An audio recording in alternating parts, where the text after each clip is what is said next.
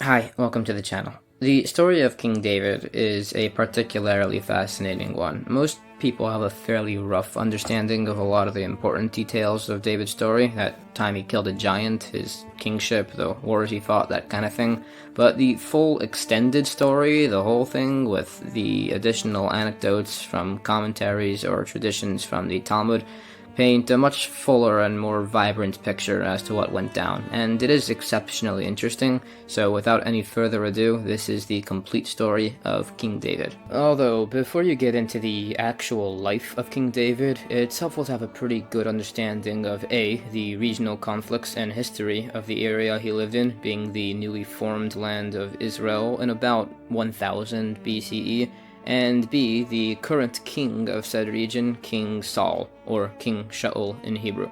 Technically speaking, to get a proper understanding of the character of King Saul and his kingship, you need to go back a bit further than this and get a proper understanding of the prophet and leader of the Jewish people during that period, Samuel. But the story of Samuel is already 2 steps removed from the person of focus, and besides, Saul bears a lot more relevance to David's story, as the first half of David's story is pretty intertwined with the kings and his son, so we'll start there. Saul was the new and first king of Israel. He had been appointed, seemingly at random from his point of view, by the prophet Samuel, and within a few days had been made king over his entire people. If this seems abrupt, that's because it was, in the most literal sense. This came as a bit of a shock to him, as it would to basically anybody if they were to walk down the street, ask a guy for directions, and that person suddenly makes you the next president of the United States. So he was pretty nervous, naturally. There's an almost comical scene described wherein the day of his coronation arrives and he's nowhere to be found. They're searching everywhere, and then finally someone finds him hiding amongst the baggage everyone had left in a corner, probably having a minor nervous breakdown or something along those lines. Fairly understandable given the situation. And his fears were well-founded too. He was anointed as king and accepted by the populace mostly, but the doubts he harbored against himself weren't being harbored by himself alone. The people questioned him, and he was, after all, just a younger guy who had been made into king all of a sudden with no experience and no qualifications besides for the fact that the prophet said that he was good, but still, it's just not really enough for most people. Some select few were brazen enough to directly insult him by not giving the customary gifts towards the new leader, but he ignored them, as there was much more pressing matters to be dealt with, which was a war right off the bat, so off to a good start. See, the Israelites had arrived in the land of Canaan fairly recently, Canaan being a little strip of land on the border of the Mediterranean Sea, ruled over by about 7 pagan tribes or so. So, the Israelites showed up and fought several wars across these lands, conquering city after city. First Jericho, then the Battle of Ai, fighting against the ancient Amorites and a few other tribes, some of which are described to be giant-like in size, which is pretty cool. But anyways, after a lengthy period of conquest, the Israelites had carved out a sizable chunk of land in this region, eliminated fully a few of the old pagan tribes, with a few exceptions, and were now dwelling somewhat peacefully in their newly acclaimed land. The story of Samson is around this point, which notes the particular enemy of the Jews in this period, the ancient Philistines, who would continue to be an issue for a while after. The Ammonites survived the initial wars and would live on to be a thorn in the side of the Israelites up to the east. The Moabites were sort of doing their own thing over here, and of course Amalek, the most hated ancient enemy of the Israelites, were somewhere around here to the south. So while things were peaceable in the center of this newly formed Israel, the borders would definitely disagree, as there were constant issues of skirmishes and fighting along basically everywhere, pretty much always, for a significant period of time, basically a few centuries. Which means that border fighting was near enough the norm, and it's doubtful that it was much of a shock to anyone else when the Ammonites began a lengthy and sizable campaign against the Gilead region of Israel, as led by their new war chief, Nachash the Ammonite, Nachash meaning the snake in Hebrew. Things were actually getting pretty desperate according to reports. The people of Gilead had sued for peace, and Nachash the Ammonite sarcastically had offered a treaty in exchange that everyone gouge out their right eye, which wasn't great for diplomacy, and things were looking pretty bleak militaristically speaking. They were very overwhelmed. So, desperate messages had been sent to the new king, Saul, who, furious, used his new kingly status to summon his armies, making threats against anybody who would be too cowardly to show up, actually managing to gather an impressive force, over 300,000 men, and position them to defend against the Ammonites in Gilead. A battle took place, a sizable one, presumably, which lasted nearly an entire day. The Ammonite forces were utterly routed and destroyed, and Gilead was saved, mostly thanks to the actions taken by King Saul. So it turns out Saul wasn't too bad at this whole king thing. He was a natural leader and had a bold, strong, charismatic force of will, which people took note of. By the end of this conflict, he was well and truly the king of Israel, not just in title, but in the eyes of the people too. They loved him now, as winning a war is bound to do, and any previous detractors were either no longer existent or silent. In addition, Saul was a good man, too. He's described, oddly at this point, as being 1 year old when he began his reign, which is obviously not true, literally, at least, and the Talmud explains that this is because he was like a child in his innocence and lack of sin. So clearly he was doing things right for now, and as things tend to work with the Jewish kings, when they're good men who do the right things go well for them, and when not, well, I guess that brings us to the incident with Amalek.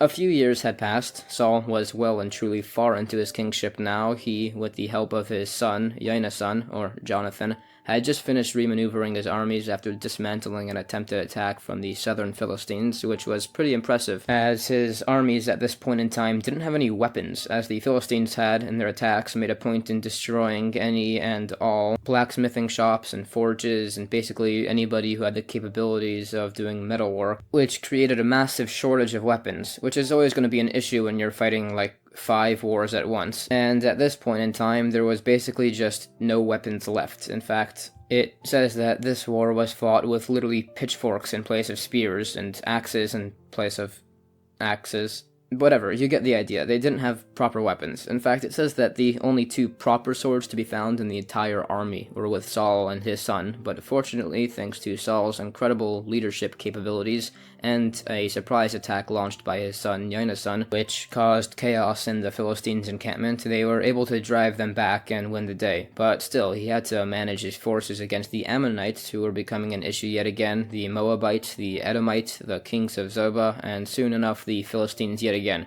which, as one could imagine, was pretty difficult. But then, finally, came the situation with Amalek. Amalek was the age-old enemy of the Jewish people, actually being the first ever of these nations to attack the Israelites just as they left the land of Egypt, and marked the genesis, and after they attempted it, sort of permissibility for all the other nations to proceed with the next few centuries of war against the Israelites. They were the first and broke the dam, so to speak, in regards to attacking these people. So they were particularly hated, none more so than by, apparently, God. To utterly annihilate the tribe of Amalek earns itself as one of the spots in the 613 commandments of the Torah. In fact, a daily part of prayer said at the very end every single day is the 6 remembrances, 6 things of particular importance in Judaism to be remembered. And the third and longest of these 6 is to remember what Amalek did as the Jews left Egypt, how they attacked them. So if it's still an issue to be remembered several thousand years after the fact, it'd definitely be so only a few hundred years after their attacks, and not just that, but when they literally still exist bordering your country. So the prophet Samuel said, in the name of God, that Saul should launch a great war to completely annihilate this wicked tribe of Amalek, that not a single one of them would remain. So Saul followed. He surrounded the city and entreated with some within the area, allowing all the non-Amalekim to escape unharmed, and then finally launched his attack, fighting against the Amaleki forces within in a great bloody battle. All of them were put to the sword after they won, and it was great, and Saul was happy, and Samuel was happy, and God was happy, and then Saul, for the first time ever, made a mistake. But it wasn't just a small mistake, no, it was an error so severe that it would have massive ramifications in the decades and centuries to come, cost an untold amount of more lives, and cost Saul his entire kingship. The pagan tribe of Amalek had a king, a foul, wicked man by the name of Agag, who, amongst the fighting, had been captured. He was the last and final remaining of the entire tribe of Amalek. Every single other one of them had been killed, and it was only this Agag remaining. So naturally, Saul was told to kill him, end this, be done with it, and move on from here. But for whatever reason, he decided to stay his hand. Not even to let the man go, but simply to keep him alive for one night as a captive, just not executing him on the spot as he had been commanded, and this was enough to end things. The following day, the prophet Samuel summoned Saul and informed him that, as he had failed to properly adhere to God's commandments, he and his line would be stripped of the kingship forthright. Saul was understandably pretty shocked to hear this. He had actually been feeling pretty good about himself, having finally been the one in his mind to wipe out Amalek and spending the morning offering animal sacrifices before God. The thing was, even those animals were tainted, as they had come from the livestock of Amalek, in spite of God's explicit instructions to kill all of them, including their livestock, and of course, including the king. So said Samuel. So why, he asked, are there animals walking around and being offered as a sacrifice to God in direct violation of God's explicit order, and why, pray tell, exactly is their king still alive? So Saul tried to explain his logics, getting increasingly upset and frustrated as Samuel refused to accept any of it, then turning to begging and pleading as he realized that this was it, this was serious. He was about to be stripped of his kingship as quickly as he had received it. Now, the reason for all of this, the severity of having left the king Agag alive even for one afternoon, was that the prior night, as he sat in his cell and the victorious army celebrated, Agag had been visited by some woman who lay with him and then fled, becoming with child from the affair, later giving birth and continuing the line of Amalek from one of the most wicked of their spawn, now in secret, and would continue for years to come, eventually having descendants the likes of Haman the Agagite, who, using his political machinations with the Persian king Ahasuerus, came within inches of annihilating the entirety of the Jewish people a few centuries later. So, because of this one simple, innocent act of leaving Agag alive for one night and disobeying God's command, all of Saul's work was instantaneously undone and caused untold suffering and deaths for his people hundreds of years down the line. But Saul didn't know this. It says that as Samuel turned to leave, Saul reached out to grab at his cloak, but it just tore a piece away. Samuel turned back and told Saul that his time was over, and the kingship would pass to a more worthy man, leaving Saul alone, to boil in an anger which would never quite leave him for the rest of his life. Anger at who? It's questionable, but almost definitely to whatever extent at himself. It seemed those initial detractors had been right all along. He was an unworthy king, and for the rest of their lives, Saul and Samuel, who had once been very close friends, would never again meet with each other. Saul took a sword, stormed over to the enchained King Agag, and slammed the blade into him repeatedly, cutting him into pieces, but it was too late. Agag's child was growing in the womb of its pregnant mother, the line of Amalek would carry on, and Saul's line would be ended soon enough. And this, finally, brings us to David. David was a shepherd, the youngest of the sons of a man named Yishai, a handsome, intelligent boy, a talented musician, and fairly capable with a sling. In fact, oddly enough, of all the comparisons of characters in the Torah made, David is frequently referred to using terminology similar to that of Esav, or Esau, the wicked twin brother of Yaakov, or Jacob. Both had red hair, or fighters, and passionate men who lived their lives at war, but David is more the good side of that coin, exemplifying all the positive attributes of those characteristics which could go either way. But still, for now, he was a shepherd, and similar to Saul, had no idea that he would be made king soon enough. Samuel approached his city, this time under guise of bringing offering of a sacrificial feast. See, Saul was not taking this whole losing his kingship thing too well, and refused to give it up, and he was growing to become an increasingly erratic, angry man who was prone to violent outbursts. If he caught wind of people speaking of sedition, they wouldn't be speaking at all for much longer. So if Samuel was to go and anoint a new king this time, it'd have to be in secret. Which was why he traveled to the city of Bethlehem, or Bethlehem, with a simple, ordinary sacrificial ox and the royal anointing oil hidden within his cloak. He arrived at the city, whose leaders were pretty nervous about Samuel showing up. Presumably, Saul wasn't bound to look too favorably at them because of this besides, let alone if they found out that Samuel had arrived with more particular intents. But they let him in, a feast was arranged, and Yishai and his sons were invited. Yishai's eldest son appeared before Samuel first, being a notably tall and handsome man, and Samuel thought that for sure it had to be this guy, but God said no, so the next son time came, and God said it wasn't this guy either, and Yishai basically presented all 7 of his sons, but God said it wasn't any of them. So Samuel asked, hey, you sure that this is all of them? And Yishai responded, well, there is one other, the youngest, but he's not here, and he's busy shepherding right now. So Samuel told someone to go fetch him, and David appeared. And he was the right one, apparently, so he was anointed then and there as the next king of Israel. But there's a bit of a process between having a prophet pour fancy anointing oil on your head at a secret feast and sitting on a throne as the accepted king of a country. A pretty important step of which is any people knowing about any of this at all, which is pretty difficult when if the king gets wind of any of this, he'd have you all executed on the spot. So David was a secret king of sorts, with his direct family knowing, the prophet Samuel knowing, and God, of course, knowing. As this occurred, something set Saul in his palace off. He felt something was profoundly wrong. He began to feel deeply and fundamentally afraid. His court had watched his decline over the months, and this was a drastic step down. They whispered amongst themselves, concerned over their king, until someone suggested that they search around for a talented court musician to help improve the king's mood.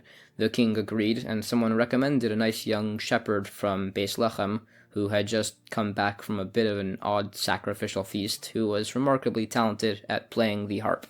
It was David.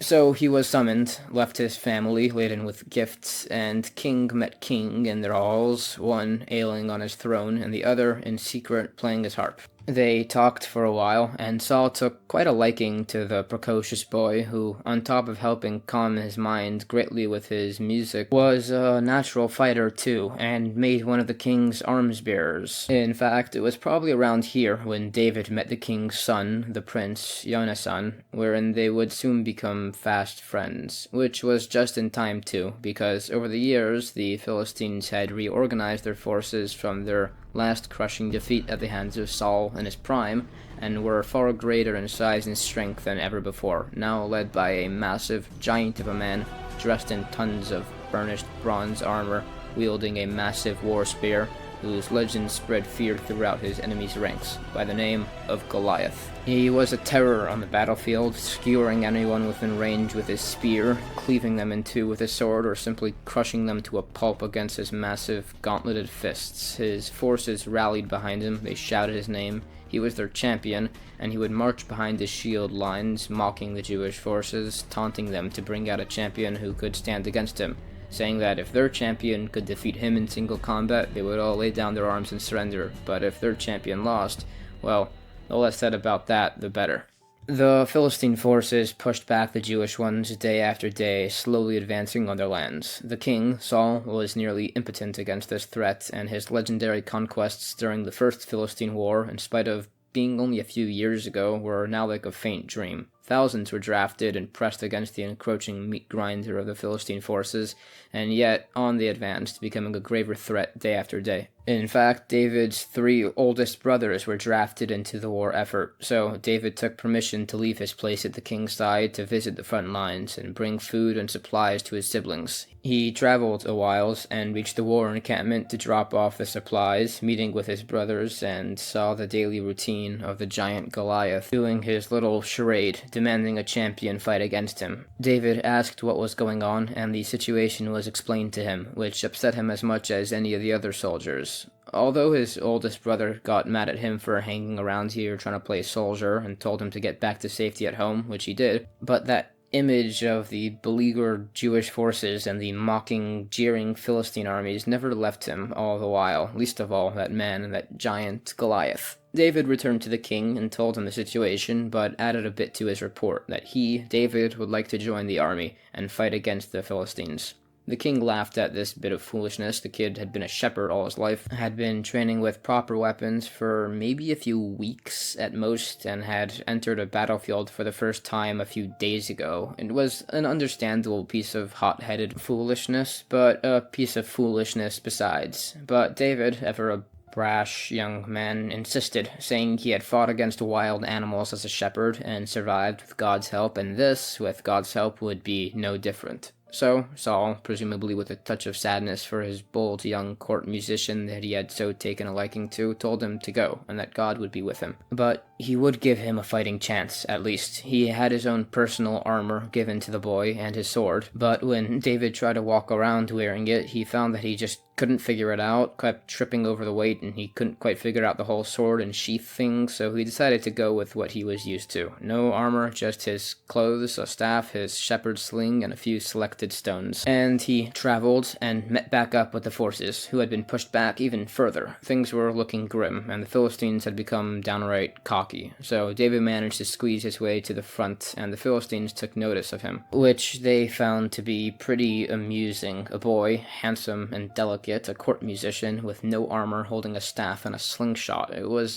downright comical, like he had gotten lost on the way to a performance and wound up on a battlefield. So now their attentions and jeers were aimed at him, but David didn't care. He stood confident, sling in hand, ready for combat. And then Goliath, who had been doing his usual charade, saw David. He turned to him, and it was silent. He mocked him, asking if he was going to slay him with his stick. He told David that he would feed his flesh to the birds and the dogs. David stepped forward and answered him, "You come against me with sword and spear and javelin, but I come against you in the name of God." He told him that he would kill him, cut off his head, and be the one to feed Goliath to the birds and dogs. And he would be the champion for the armies of Israel, and he would win, for God was with him. So this was no longer a joke. This was it then.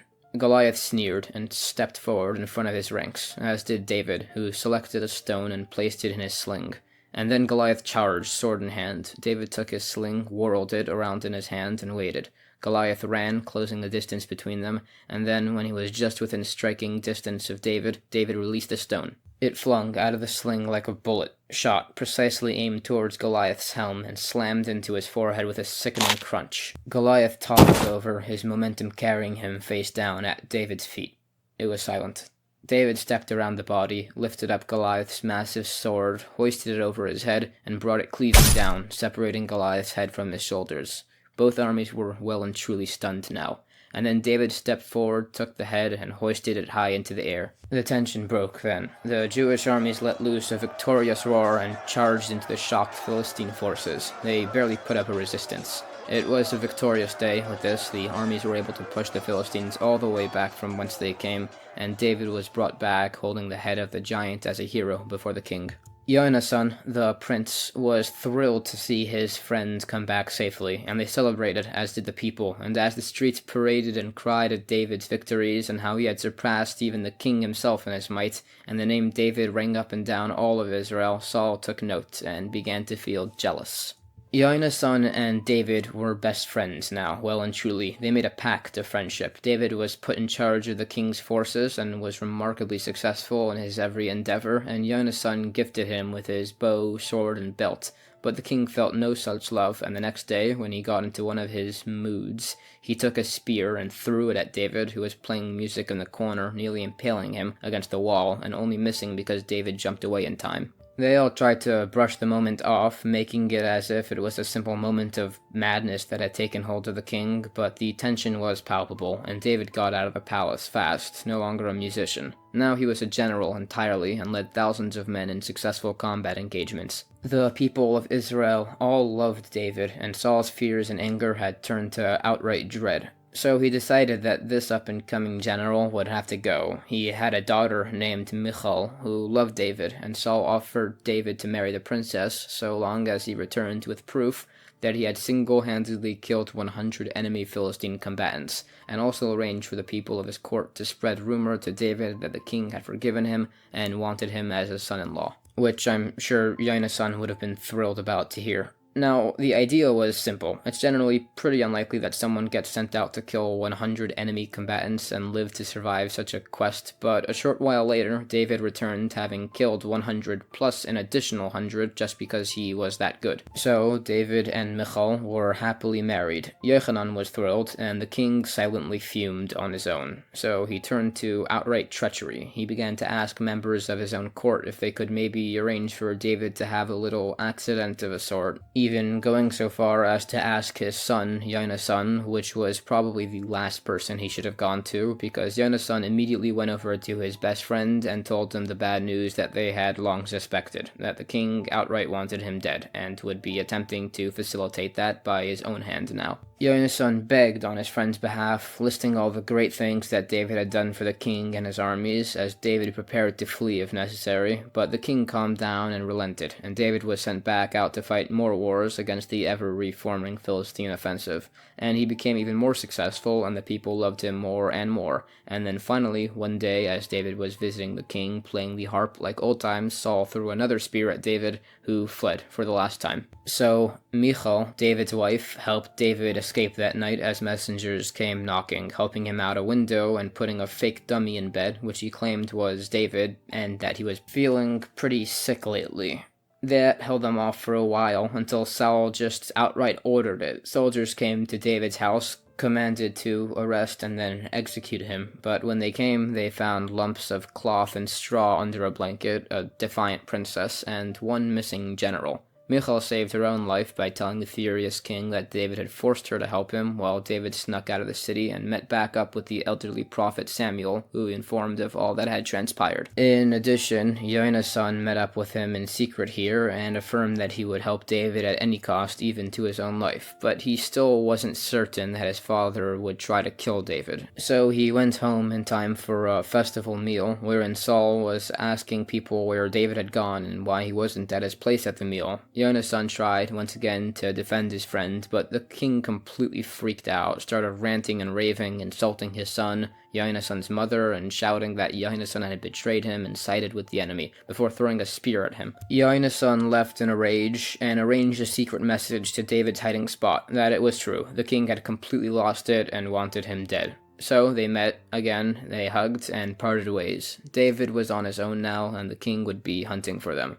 David met up with some of the priests, particularly Ahimelech at Nob, claiming that he was sent on the king's orders. He was believed, of course, he was a trusted member of the king's retinue to them, as they hadn't yet been informed of Saul's madness, and David asked if they had any weapons. They did, one, which was the sword of Goliath, wrapped and stored there for the past while, which David reclaimed here, and then went on his way. And so, David continued like this for a while, traveling in secret, alone, meeting up with old friends, kings, and allies, testing to see who was loyal to who, where alliances could be made, and who would fight for his cause. Sometimes he was successful, gaining a small loyal force and allying with the king of Moab, sometimes not, having to feign insanity to escape the king Achish of Gath, who was in the Philistine territories. In the meanwhile, Saul heard rumor of David assembling a force and summoned his court. His worst fears were confirmed. He asked if anybody had heard of any sightings of David, and a guy named Doeg, an Edomite, reported that Ahimelech and the priests of Nob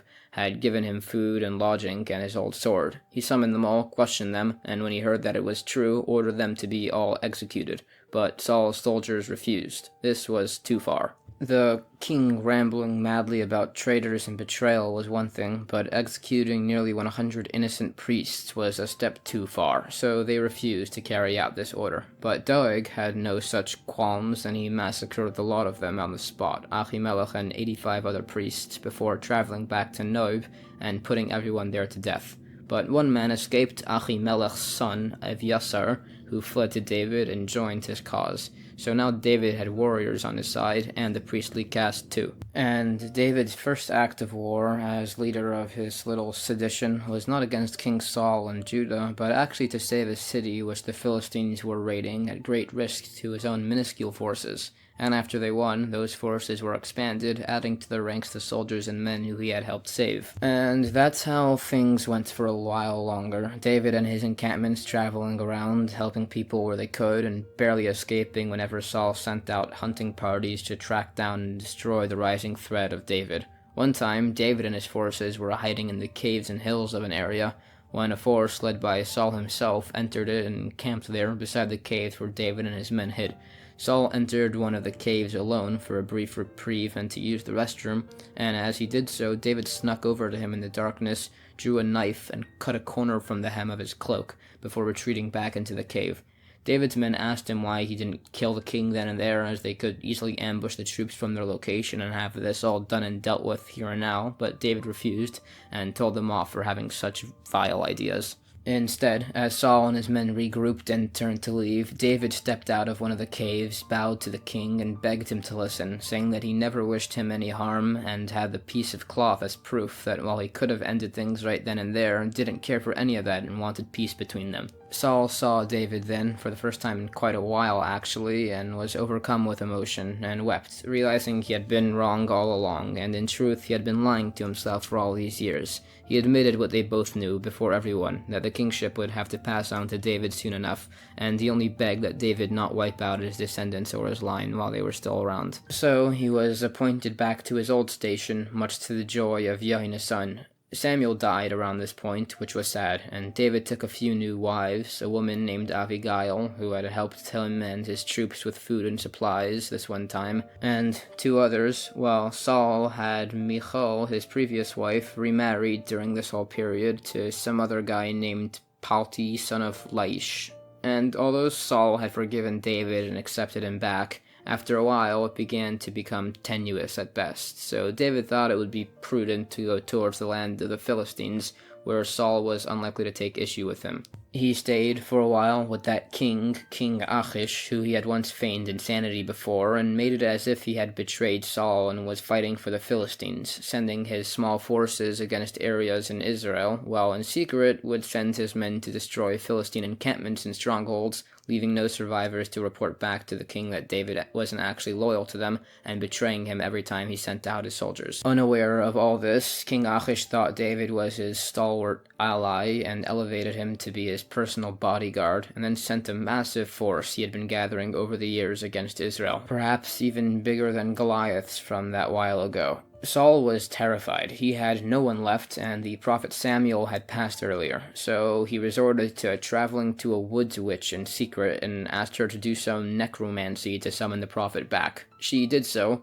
and Saul finally met with Samuel again after all these years later, their last conversation being all those years ago when he failed to kill the king Agag and had been rejected from the kingship by God. He begged of Samuel to tell him what to do, where to go from here, but Samuel sadly told him the same old words, that because of his failures, he was no longer fit to be king, and it had to pass on to the line of David. And, in addition to that piece of bad news, in the coming days, Saul and his sons would soon be joining Samuel himself. The next day, the armies prepared for battle. Saul, on one side, leading the Jewish forces with his sons, particularly Yahweh's son, and the Philistine lords, led by King Achish, with David and his men at their side, poised and ready for whatever happened. But then, at the last second, some of the Philistine lords approached King Achish and told him that perhaps for this battle, it would be prudent for David and his men to sit this one out. He had, after all, until recently, fought alongside Saul, so King Achish conceded and told David and his men that they would regrettably not be needed for this one fight and should head back. David returned, and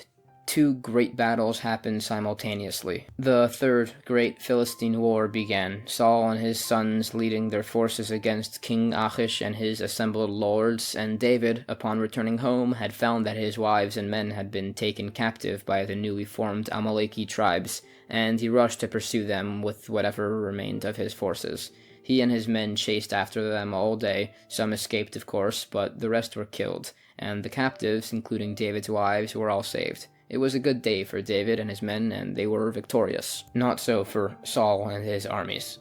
Saul looked around. They were utterly surrounded. Hundreds of his dead lay around him. Yahweh's son was dead, slain with the rest, as was his other sons. He and his guard were the only ones standing now. Philistine archers on all sides. They fired a volley of arrows at him, several hitting Saul, wounding him severely. He was a dead man now, he knew. His armies were gone, his sons were dead. David was safe, at least, so that was something. He turned to his sword-bearer and begged of him to kill him so that the Philistines wouldn't capture him alive, but the man refused. So Saul drew his own sword and fell upon it. His sword bearer did the same. And so ended King Saul and his sons, slain on a battlefield, destroyed by the Philistine forces. They found his body there, and strung him and his sons up, beheading and dismembering the bodies before displaying these trophies in their holds and upon their fortifications. Forces were sent out to them in secret, simply to recover the bodies, so they could be treated with respect and buried. They were successful. David was informed, and he wept and mourned for the king and his friend Jonathan. Years passed, and a long and drawn-out war was fought between the remaining scraps of the house of Saul, clinging to power, against the house of David. There was frequent assassinations and murders, betrayals left and right. David remarried Michal, his first wife. Eviasar the priest was slain at one point during the infighting after deciding to side with Saul's line instead, before finally a few men trying to earn favor with David snuck into the house of the current new king, Ishbosheth, Saul's son, stabbed him to death in his bed, cut off his head, and brought it to David. David was furious, had those men that did this all put to death, and the king's head was buried. But that was the end of that, and now, after years of infighting and the death of many of his own family and friends, at the age of 30, David was unanimously appointed king over Israel by the tribes. It's doubtful he did so with much joy. It had taken a lot to be put on the throne, and between him being anointed by the prophet Samuel all those years ago and this, a lot had happened, and a lot had changed. But it was as had been ordained all those years ago, and for good or ill, he would be king over Israel now. But that wouldn't be the end of the fighting. The ever-present enemies at their borders were watching and waiting for a time to strike, and now a new, more terrible threat would come from within, in the form of David's own son, and a terrible, bloody civil war in the years to come. Okay, and that's the end of part 1. I'll hopefully have part 2 out soon enough. In the meantime, I hope you enjoyed the video and learned something new. Thank you so much for watching, and have a good night.